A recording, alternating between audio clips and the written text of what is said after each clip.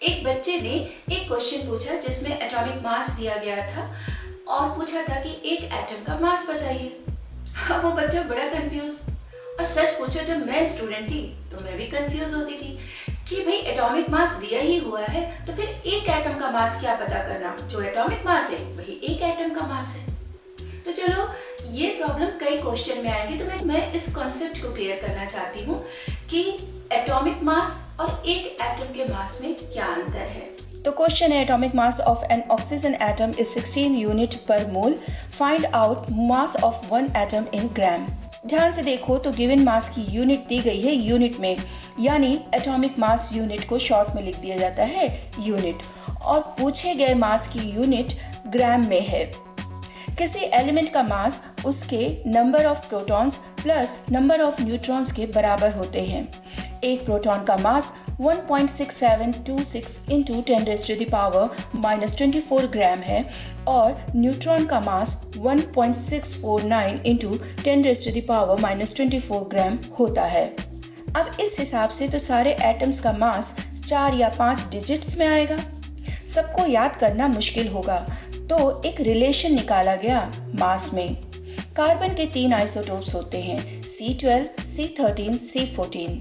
C12, C13, C14 में protons तो 6 ही होंगे, लेकिन न्यूट्रॉन एक में 6, दूसरे में 7 और तीसरे में 8 होता है। इसमें से C12 एटम के मास को ले लिया गया। ये मास था 1.9926 इंटू 10⁻⁻23 ग्राम। इस मास के 12 पार्ट्स किए गए, यानी कि कार्बन न्यूक्लियस का 12 पार्ट किया गया, जिससे हमको एक नंबर मिला 1.6605 इंटू 10⁻⁻24 ग्राम।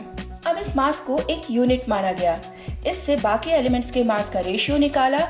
ऑक्सीजन एटम इस मास से 16 टाइम्स हैवी था, तो ऑक्सीजन एटम का एटॉमिक मास यूनिट हुआ 16 यूनिट, जो कि क्वेश्चन में दिया गया है। अब एक सिलेंडर में 16 ग्राम ऑक्सीजन गैस को भर लें, तो इसे हम 1 ग्राम मोल कहेंगे, और इसमें 6.022 इंटू 10⁻23 एवोगैड्रो नंबर के बराबर ऑक्सीजन के एटम्स होंगे। यानी किसी भी एटम के यूनिट मास के बराबर उस एलिमेंट को ग्राम में वेट करें तो उसे 1 ग्राम मोल कहेंगे, और उसमें एटॉमिक नंबर 6.022 इंटू 10⁻23 एटम्स होंगे। तो क्वेश्चन सॉल्व करते हैं। गिवन मास है 16 यूनिट, तो 16 ग्राम मोलर मास हो गया एवोगैड्रो नंबर Na के बराबर, तो मास ऑफ 6.022 इंटू 10⁻23 एटम्स का है 16 ग्राम। तो मास ऑफ 1 एटम कितना होगा? ये तो उतना ही आसान है कि जैसे 2 रुपए में 4 टॉफी, तो 4 रुपए में कितनी टॉफी? हमारे पास आंसर आ जाएगा 2.656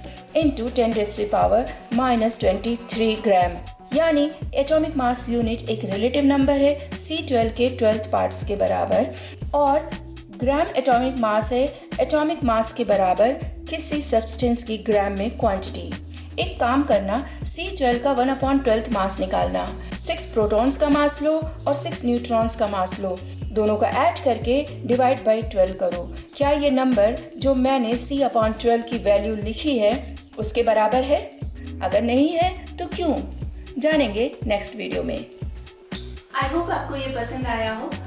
अपने डाउट्स जरूर नीचे कमेंट बॉक्स में लिखिए, मैं उस पर वीडियो बनाने की कोशिश करूँगी। Thank you for watching.